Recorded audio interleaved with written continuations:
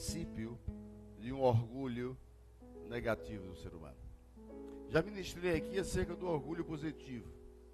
Algo que é bom, Deus se orgulhar da gente. Nós nos orgulharmos dos nossos filhos. Nós nos orgulharmos de um trabalho bem feito. Isso é bom, isso é gostoso. Mas hoje, ele nos convida a refletir acerca desse orgulho negativo que muitas vezes nos impede de chegar a ele. A ministração da Suiane, a ministração dos louvores, a ministração do louvor do Alexandre, acerca de glórias, e que às vezes são vãs glórias, a ministração do César acerca de humilhações, de humilhar diante do Senhor, tudo isso volta-se para um sentido específico de um orgulho. O antônimo de amor, todo mundo às vezes erra. Todo mundo vai dizer que é ódio. E o antônimo de amor é desprezo. O antônimo de orgulho, aí esse é fácil. Não é humilhação, mas é humildade. E ser humilde é uma das coisas mais difíceis. E tem alguns ícones de orgulhosos na palavra do Senhor. Muitos orgulhosos. Eu escolhi uma mulher para falar sobre o orgulho dela. Eu escolhi também algumas outras colocações de um homem da atualidade para falar sobre o orgulho dele. Mas Pedro nos convida a refletir. Ele diz assim: sede submissos aos mais velhos, e todos vós, igualmente, tratai com humildade uns aos outros. Porquanto Deus se opõe aos orgulhosos, mas concede graça aos humildes. Sendo assim, humilhai-vos, agora não é mais de humildade, humilhai-vos debaixo da poderosa mão de Deus. E aí tem consequência, para que ele vos exalte no tempo certo. Essa é a palavra do apóstolo Pedro. Eu escolhi 3 temas para falar, mas depois que eu escutei a música de Alexandre, eu incluí mais um 4. Mas eu queria começar não falando dos homens que eu escolhi que eu o considerei orgulhoso. O primeiro homem orgulhoso no mundo, todos nós sabemos, que ele era tão orgulhoso, mas tão orgulhoso e vaidoso, que ele quis tomar o lugar de Deus. O próprio Lúcifer, anjo de luz. Então esse não nos interessa, porque ele não tem nada para nos dar como exemplo. Não tem nada. Mas eu queria descontrair. Eu escolhi esse desenhozinho aqui, porque eu acho que para a gente descontrair no início é melhor do que chorar depois. Porque, de certa forma, todos nós somos orgulhosos. Uns um pouco mais e outros um pouco menos. E às vezes esse orgulho é que nos impede de conquistar almas, nos impede de conquistar a terra, nos impede de ser instrumento. Mas muitas vezes esse orgulho nos faz cair, porque não queremos abrir mão. Deixar de lado a parte hilária, que eu achei muito rica esse desenho, e às vezes o nosso orgulho é maior do que nós mesmos, né? Não sei se vocês lembram, tem umas pessoas que diziam assim: fulano tem um rei na barriga. Nós temos um rei próximo da barriga. Nós temos um rei no nosso coração. E eu lembro que teve uma aula de psicologia fortíssima num comentário que saiu na internet, de uma moça, não sei se foi da TAM ou da Gol, que chegou e um rapaz olhou para ela naquele sufoco. E eu nunca vi empresa para ter tanta gente com autoridade exacerbada, com soberbas, como companhia aérea. Impressionante. E ela gritou para ele e disse assim: você sabe com quem você está falando? E aí ela não teve dúvida, pegou o microfone, subiu um pouquinho mais. Senhores, boa tarde. Tem um cidadão com crise de identidade, ele não sabe quem é. Então, se alguém o conhece, por gentileza, ajude-o a saber quem ele é. Eu achei muito criativo e eu gostei muito. Não é? O professor Mário Sérgio também, quando responde a essa pergunta, você sabe com quem está falando? Ele me dê só 1 minuto para eu falar da sua desimportância dentro da galáxia, da Terra, que faz parte, né? Então, assim, o primeiro ponto que eu escolhi das faces do orgulho, da cara do orgulho, das facetas dos orgulhos, eu vou usar, eu deveria ter usado o nome faceta, porque quem é que diz que é orgulhoso? Ninguém. Ninguém. Você vai dizer que é orgulhoso? E eu vou começar com um homem já da atualidade, exemplo desse orgulho. Ele, Carlos Mendes. Quando eu terminava o culto de ministrar, eu chegava para minha esposa e perguntava: você gostou da mensagem? E eu comecei a perguntar a Deus: por que eu pergunto se gostou da mensagem? Se a mensagem não é para mim, vai descer.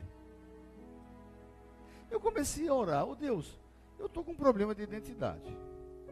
E eu acho que eu estou querendo vanglórias. Eu estou querendo glórias para mim e não para ti. Porque toda vez que eu termino de ministrar e vem uma pessoa, diz: pastor, que palavra abençoada. E eu ficava: Jesus amado, todo orgulhoso. Pô, amém, graças a Deus. Mas a glória não é minha, pai, tu sabes disso. E tu sabes que tu vê meu coração. Mas eu gostava. Não vou mentir. Porque a gente ora, prepara. Às vezes a gente prepara 12 horas uma pregação. Passa tempo ministrando pregação, pegando, pesquisando, trazendo uma facilidade para preparar 15 minutos de explanação. 30 no máximo. E às vezes você prepara uma mensagem maravilhosa, perfeita, com introdução, desenvolvimento e conclusão. Perfeito. Não salva ninguém. Outra vez você dá uma aula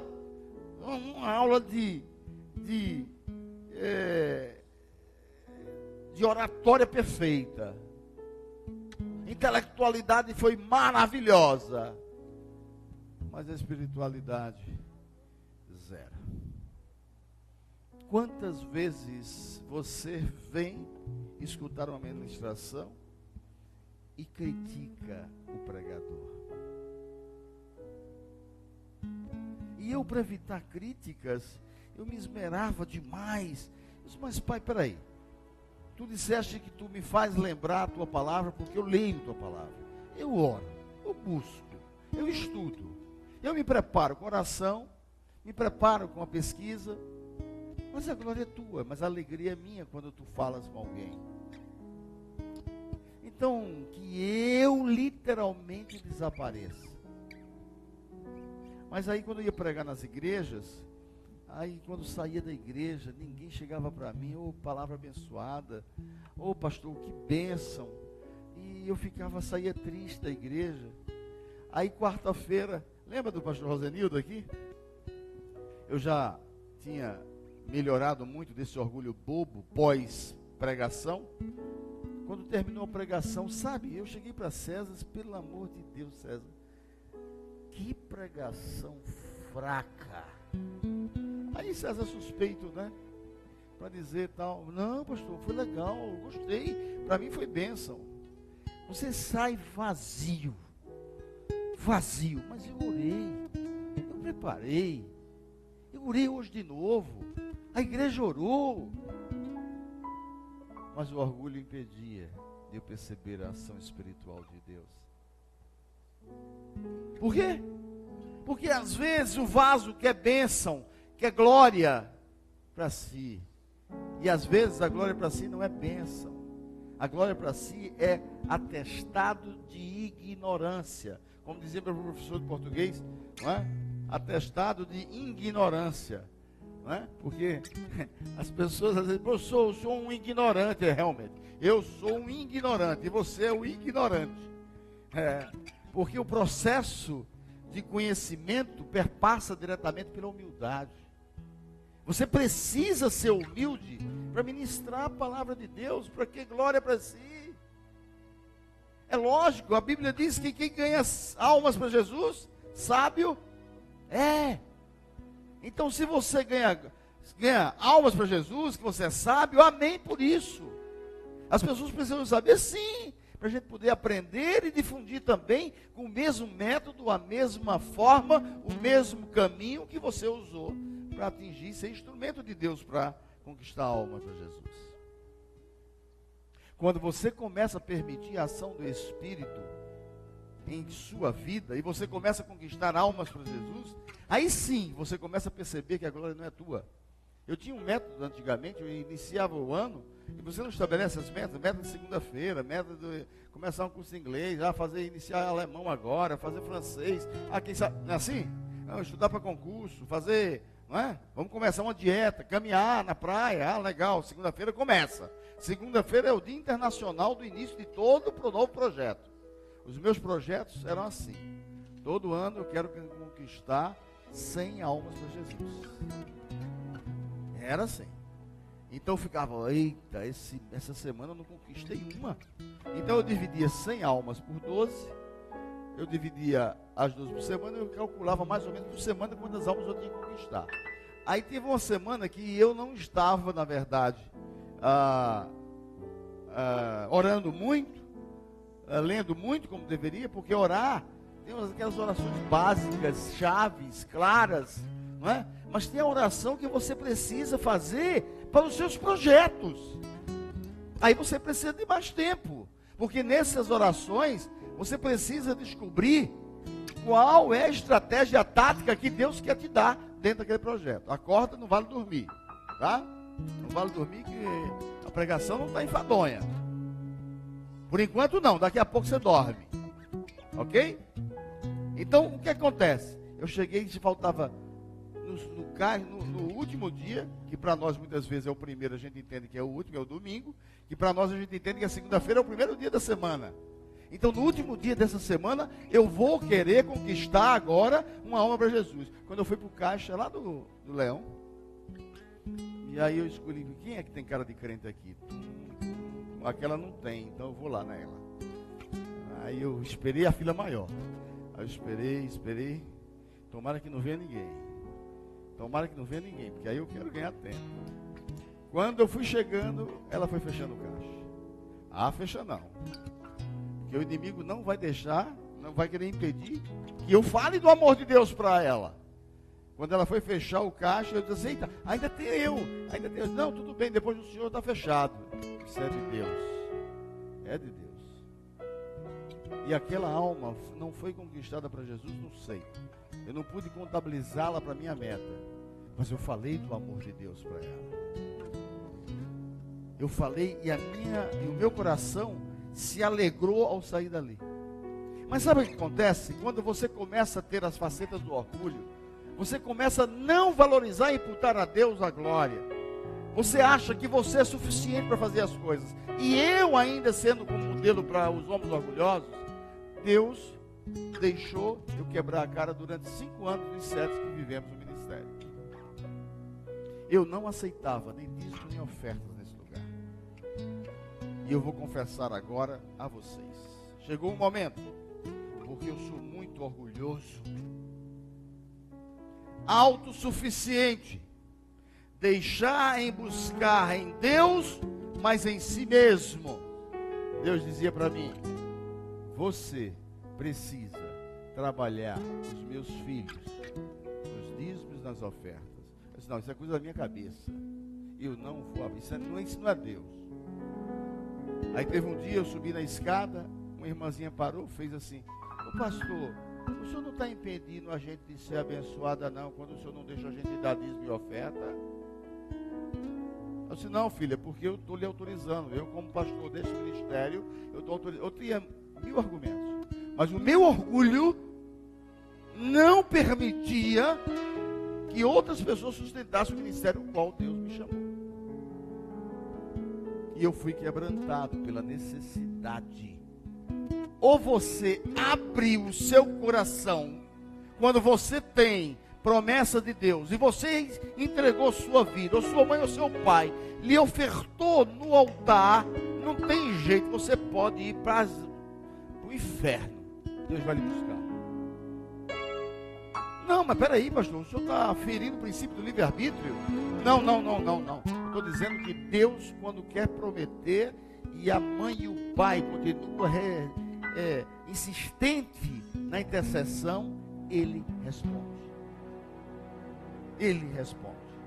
A autossuficiência deixa muitas pessoas sem ser abençoadas por Deus. Veja o que a Bíblia diz lá em Tiago 4, de 6 a 10. Eu li um versículo, mas eu quero ler todos. Antes ele dá a maior graça, portanto diz: Deus resiste aos soberbos, mas dá graça aos humildes. Sujeitáveis, pois, a Deus. Isso foi lido já. Resistível ao diabo, e ele fugirá de vós. Chegai-vos a Deus, e ele chegará a vós. Alimpai as mãos, pecadores, e vós de duplo... Olha, já diagnosticando naquela época bipolaridade. Isso aqui é bipolaridade. De duplo ânimo, ou de pensamento dobre, como diz outras traduções. Isso é bipolaridade. E vós de duplo ânimo, purificai os vossos corações, senti as vossas misérias, e lamentai e chorai. É convite para refletir. Converta-se o vosso riso em pranto e o vosso gozo em tristeza. Olha como é que ele conclui. E isto é Tiago, irmão de Jesus, escrevendo isso com o mesmo espírito de Pedro. Mesma coisa. Humilhai-vos perante o Senhor, e Ele vos exaltará. Você está passando uma fase difícil na sua vida? Eu não sei se você vai estar me escutando, mas ninguém vai saber que é você. Mas teve alguém que ficou chateada comigo essa semana, porque ela se revolta em pegar ônibus.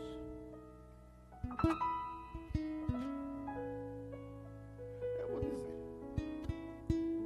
enquanto você não aceitar pegar ônibus, Deus não abre porta do seu carro. Mas como terapeuta eu não posso dizer isso. Posso? Não posso. Tomara que ela não escute isso, né? Mas tudo bem. Enquanto você não aceitar que no deserto é para saber, de acordo com Deuteronômio, capítulo 8, versículo 2, é para que Deus conheça o seu coração. Eu te levei para o deserto para provar e dizer, saber o que estava dentro do teu coração. Você não vai receber a bênção da aprovação. Eu andei de ônibus. Eu dormi em cama de campanha. Eu dormi em colchão no chão por muito tempo. Eu nunca tive quarto.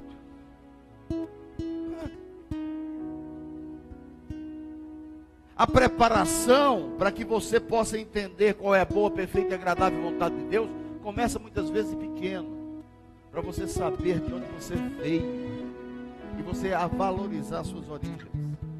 Então esse primeiro ponto que a gente precisa aprender em relação ao que Tiago escreve e à autossuficiência, eu poderia dizer também do próprio exemplo do rei Asa. O rei Asa é um exemplo de confiança em Deus e de desprezá-lo depois. Tem muita gente que confia em Deus hoje e despreza ele amanhã. Asa é esse exemplo. Na primeira batalha dele era o início do reinado dele.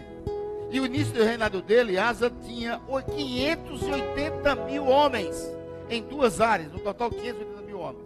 Ele foi enfrentar os etíopes com 1.300.000 homens. Quem nem precisa entender de guerra, nem de xadrez, para saber que isso é morte, insucesso. Sabe o que acontece? Atrevido, mas invocou o nome de Deus. E o nome de Deus, ele disse exatamente que o nome de Deus, olha nos meus olhos em ti, eu estou esperando em ti. E Deus deu vitória ao rei Asa. Porém, na segunda batalha, Asa compactua aliança com outros povos, com outras tribos, com outras nações. E não consulta Deus. Essa autossuficiência dele, baseada exatamente na vitória anterior, ele perde.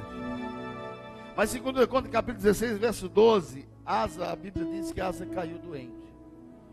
Os pés ficaram doentes. Asa não recorreu a Deus outra vez. Descartou Deus, porque não queria mais ser dependente de Deus. E morreu. Quando a gente acha que é autossuficiente, sem precisar de Deus, ele derruba o soberbo. Esse exemplo de Asa é um exemplo que tem uma pessoa que caiu também. Uma pessoa que caiu a ponto de dizer assim: eu vou negar o próprio Jesus. Ele não disse que ia negar, mas ele negou. Negou 3 vezes. Esse homem negou 3 vezes. E o orgulho desse homem era para impedir que ele se levantasse. Porque não tem coisa pior do que você não reconhecer que está errado. Isso é orgulho. E Pedro era orgulhoso, atrevido, impulsivo. E negou pela 2ª vez. E disseram: esse homem aí é que se compactou com Jesus. Eu não tenho nada a ver com ele não, nem o conheço. Não sei quem é. O orgulho impedia de declarar o próprio Jesus. Mas o que acontece? Ele não fez como Asa. Ele não foi autossuficiente. Um tempo depois, ele foi usado quando Deus mandou o Espírito Santo dele sobre aquele lugar. Encheu aquela casa do apóstolo Marcos. E foi Pedro, esse homem orgulhoso, impulsivo, temperamental. Foi esse homem que disse assim: varões galileus, essas pessoas não estão embriagadas. Ali era um exemplo categórico que ele não estava mais sendo autossuficiente. Segundo ponto, independência é outra faceta exatamente do orgulho. Uma característica sua: acredita ter plena autonomia e não quer a ajuda de Deus. Quem eu vou citar também? Também Carlos Mendes. Há muitos anos atrás, eu sempre gostei de ser autodidata. Sempre. Os livros estão aí para ser estudados. O conhecimento está aí, a informação está aí. Se transforma os dados, informação em conhecimento e aplica. Então eu não deixava nem Deus entrar no meu consultório, só para vocês terem uma ideia. Porque consultório é o princípio legal, normal, de você usar tão somente a relação do conhecimento da psicologia. E especificamente da psicologia clínica. Então Deus não entrava no meu consultório. Essa independência eu achava eu, ledo engano, achava eu que estava no caminho correto. Aos olhos do Conselho Federal de Psicologia, sim.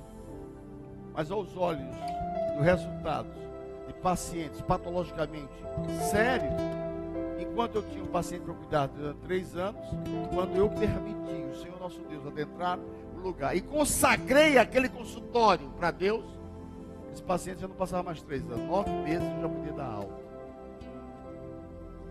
Minha mãe, quando entrava no consultório para levar a secretária para fazer a limpeza, ela já entrava no consultório e era tomada de mistérios.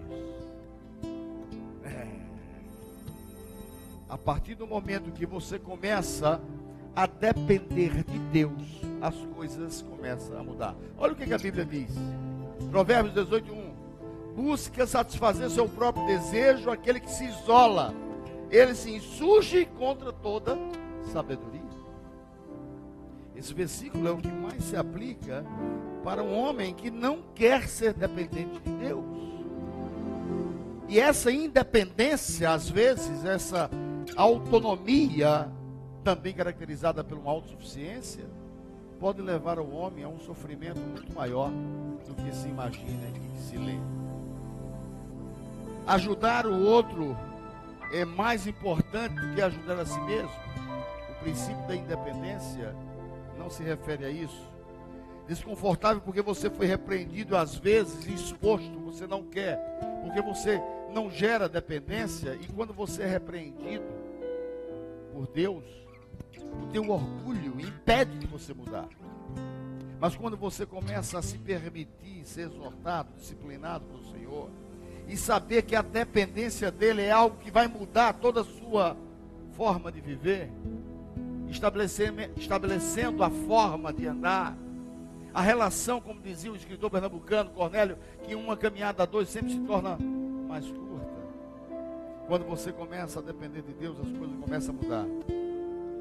Deus falou para mim no caso das ofertas, mas eu não ouvia. Na verdade, eu não escutava. Ouvir, eu ouvia, eu não escutava. Eu não queria colocar em prática aquilo que ele dizia, porque meu orgulho me impedia. Porque não tinha coisa mais gostosa do que alguém dizer assim: olha, aquela igreja não recebe dízimo nem oferta. E eu me sentia muito orgulhoso disso. O meu dízimo era suficientemente para suster todas as despesas da igreja. Aí começa a aumentar as despesas, e eu sempre disse, e hei de dizer, quem me conhece sabe, que eu um dia vou viver dos 10%.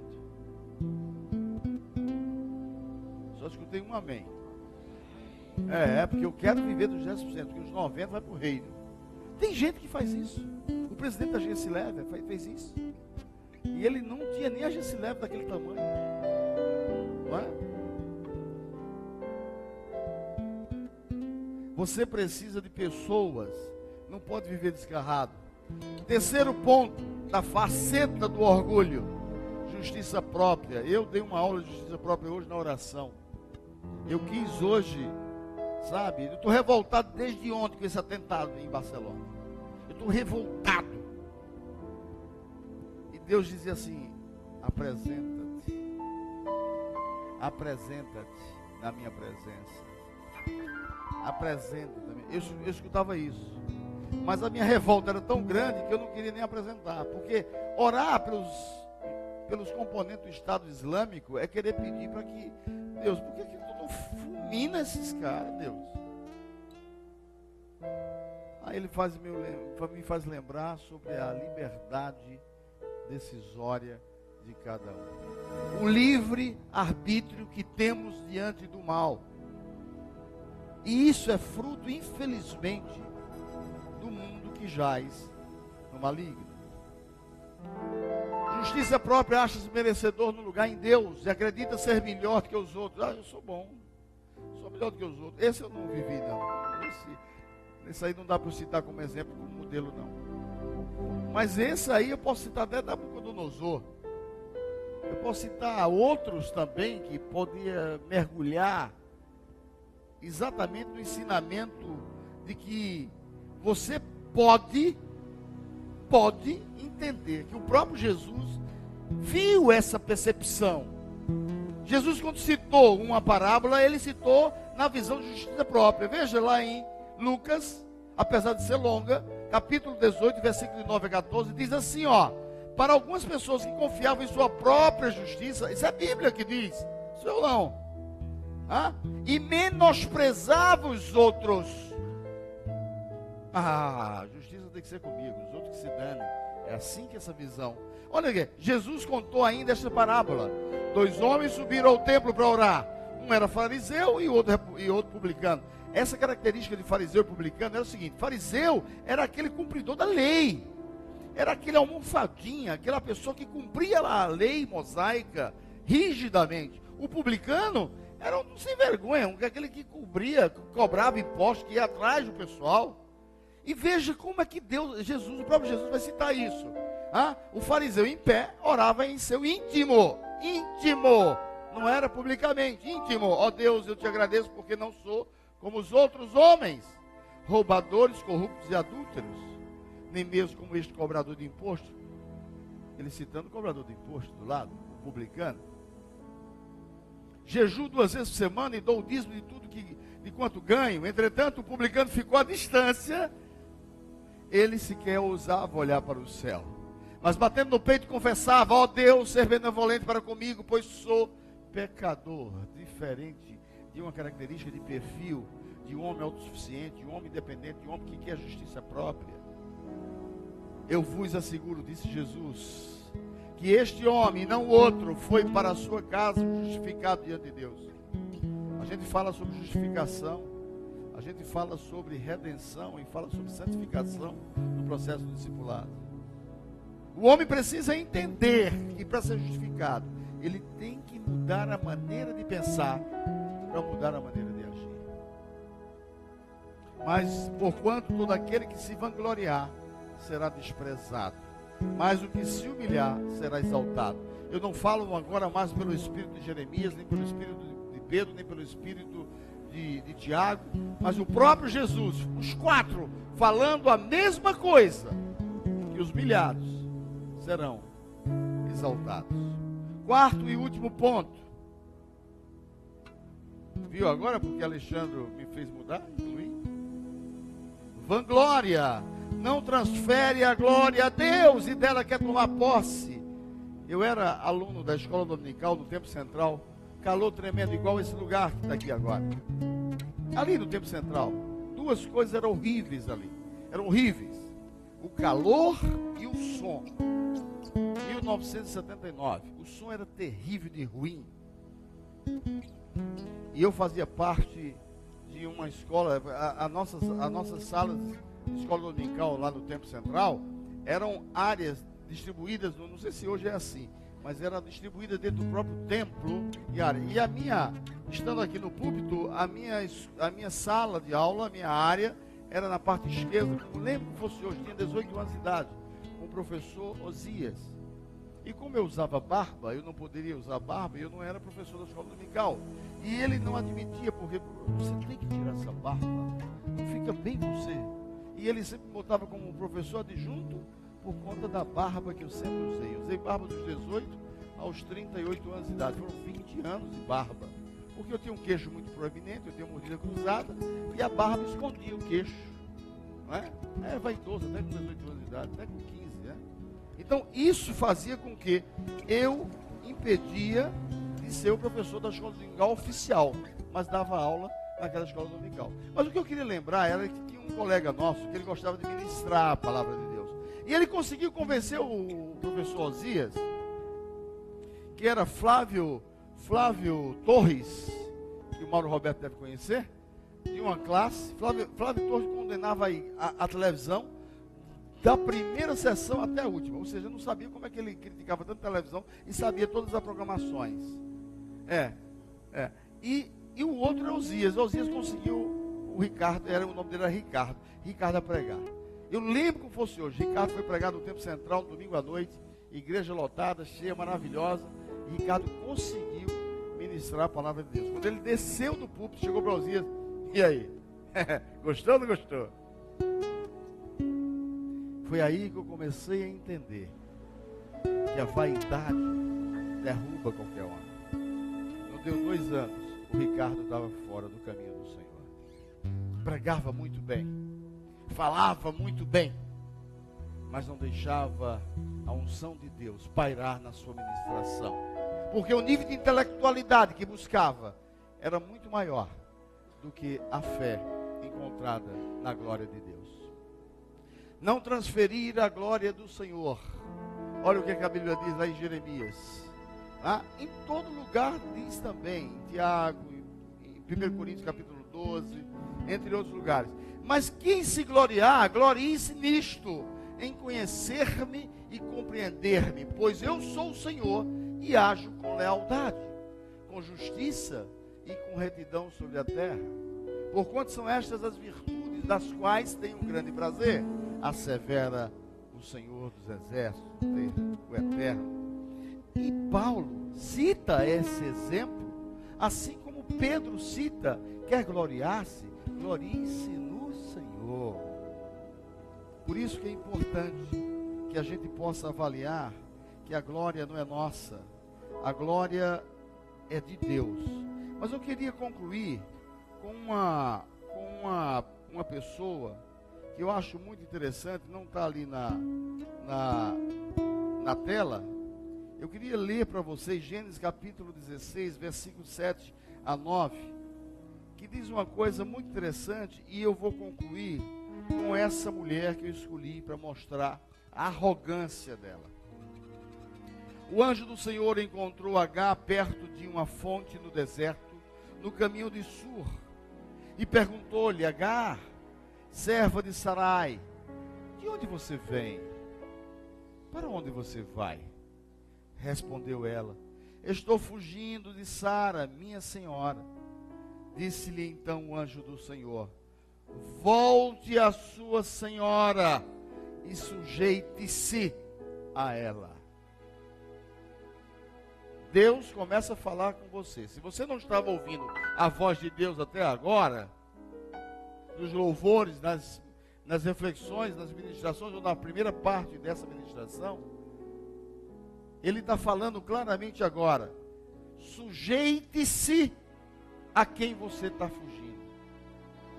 Sujeite-se a quem você precisa pedir perdão. Sujeite-se a quem você acha que você é superior. Quantas vezes nós agimos igual a Agar? Arrogante. Às vezes era necessário passar por tudo que ela passou para poder mudar a sua característica de arrogância. Deus quer tratar o nosso ego, nossa estrutura egóica, nosso orgulho. E muitas vezes você precisa passar pela dor. E sabe o que atualmente mais se usa para passar pela dor? É o bolso. É o bolso. O bolso é uma forma maravilhosa de você atravessar um deserto. Porque se você não escuta com amor, ele vai apertando. Aí às vezes tem um bolso, às vezes o desprezo, às vezes porta fechada, às vezes começa a fechar mais porta, e começa a fechar mais porta. Isso aí, peraí, até onde eu vou aguentar? Até onde você precisa se voltar, se sujeitar àquele que você precisa mudar. O Senhor ordena hoje outra vez: volte e seja submisso. Sabe o que a gente faz muitas vezes? Freud já dizia isso. Quando você pressiona a pessoa, se tem prazer, ele acolhe. Se não tem prazer, mas tem dor, ele foge. Agar fugiu. Questionada por Deus, alegou que estava indo embora porque sua senhora a oprimia. Geralmente, o opressor se faz de vítima contra a vítima. E a vítima passa a ser o algoz. Passa a ser a pessoa má. Olha, diante de Deus falando isso, será que Deus não conhecia e não conhece os nossos corações? Necessário ser exortada e repreendida por Sara, senão ele não mandaria ele voltar. Era necessário que Sarai ou Sara repreendesse ela do jeito que repreendeu. Quantas mulheres na Bíblia eram estéreis e Deus abriu a madre? De certo que a gente critica Sara por essa atitude de entregar Agar a Abraão, mas era uma cultura da região. Era uma contextualização da realidade da época. Mas ela, de certa forma, não deu ouvidos à promessa do Senhor. E chegou um momento que Deus mesmo visitou a Sara e disse que ela teria um filho. Mas no caso de Agar especificamente, muitas vezes largamos mão de muitas coisas e corremos confrontados quando para servir ou como servir.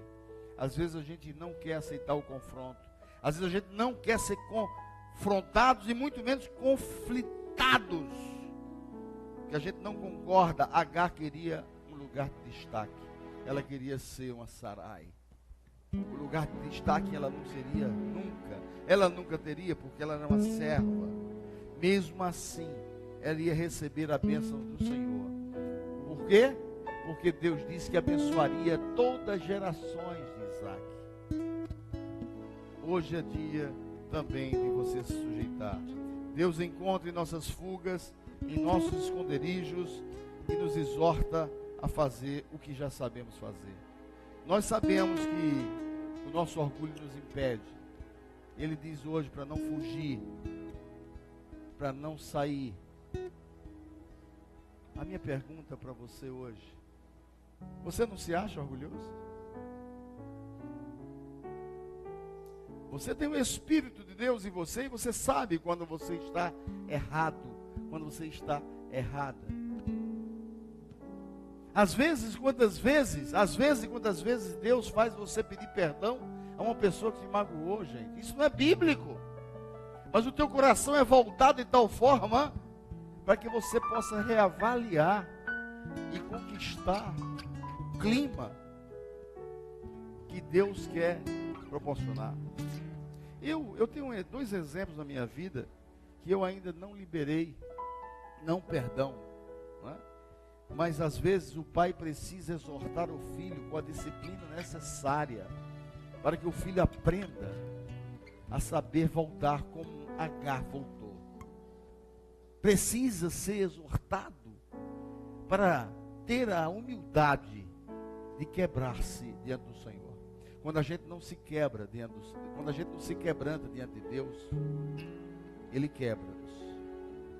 O quebrantamento é algo espontâneo, algo natural. Mas para concluir, eu queria trazer um pensador simples, uma frase simples dele. Voltaire diz isso: os infinitamente pequenos têm um orgulho infinitamente grande. Às vezes o que mais nos impede de perdoar alguém é o orgulho. Você sabe por quê? Eu gostei muito dessa mensagem, dessa imagem que o Gerson nos presenteou. Porque isso é o que acontece nos casais. Isso que acontece com os filhos, com as mães, com os pais. Isso que acontece com os amigos. O orgulho tão besta que um fica olhando para o lado contrário do outro. Hoje é dia de você quebrar o seu orgulho.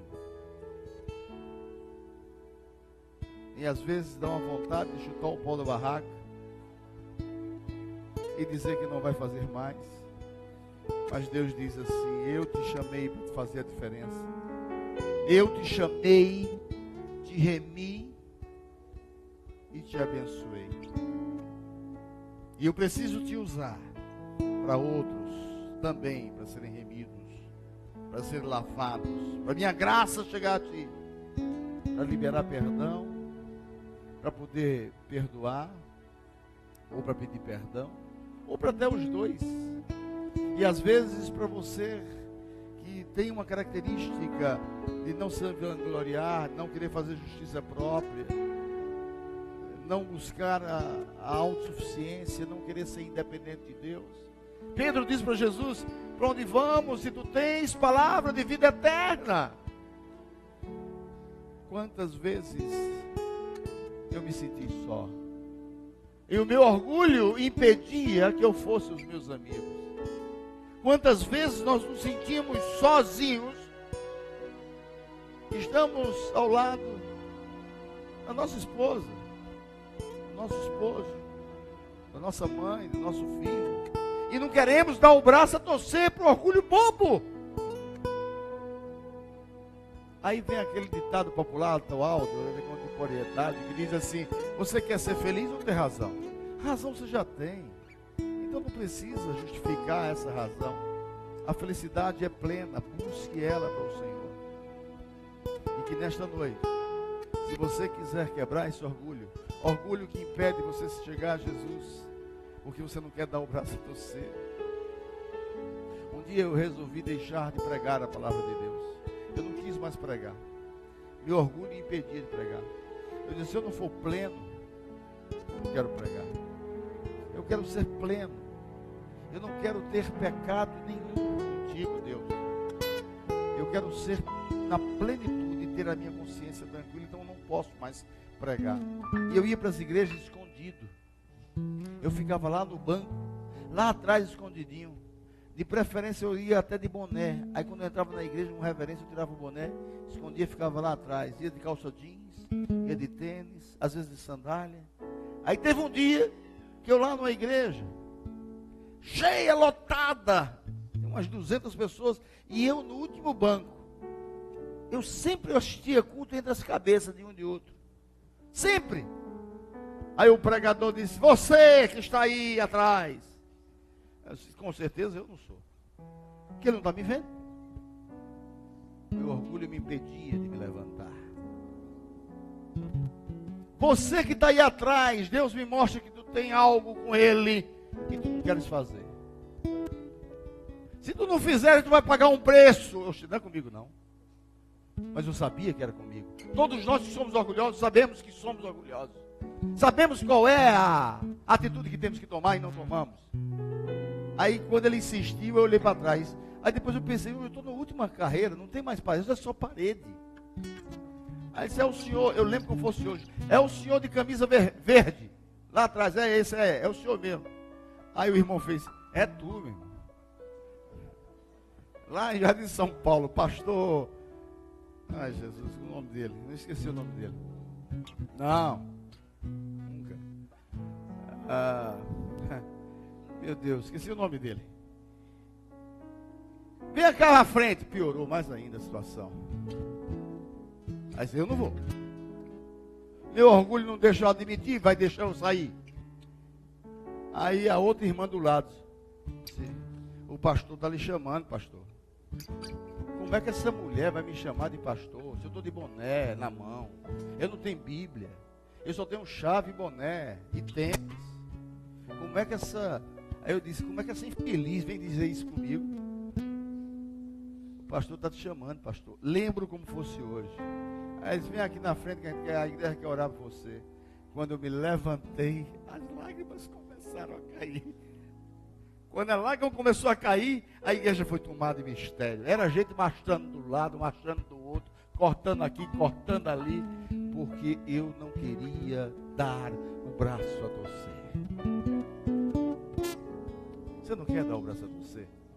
Não tem problema, vai chegar o dia, na dor. E foi na minha dor que eu tive que dar o braço a torcer. Ainda bem que Deus disse assim, não te guardei porque te amo e tenho algo contigo na terra. Tu sabes que eu estou... Lembra? Esse aí eu lembro muito bem. Tu sabes que eu... Aleluia. Aleluia. Tu sabes que eu estou... Aleluia. Aleluia. Tu sabes que eu estou falando contigo e tu sabes que eu sou o teu Deus que fala contigo nessa noite. É assim que Deus faz. Quebra o vaso para fazer um novo vaso. Mas quem quebra não é o vaso não. O vaso é quebrado por Deus quando o vaso é trincado. E Deus não trinca vaso de ninguém. Deus não quebra vaso de ninguém. Quem quebra somos nós mesmos. Aí ele pega, vê que está trincado, quebra, amassa, porque o barro é bom, e faz um novo vaso. Hoje é noite de salvação, mas é noite de contrição. No seu lugar. Escuta essa voz, Stephanie. Agora, enquanto o Stephanie canta, faça um compromisso com Deus. Você não precisa aqui na frente não. Se você quiser aqui na frente, você vem. Se quiser ficar em pé, você fica. Se quiser ficar sentado, você fica. Não importa como você queira, mas importa uma coisa. Importa que você não seja autossuficiente, que você não seja e se sinta independente, que você na verdade agora busque não a sua justiça própria e deixe de vanglórias. Entregue-se nos braços de Jesus esta noite. Declare Jesus como Senhor e Salvador nesta noite. Busque dele uma relação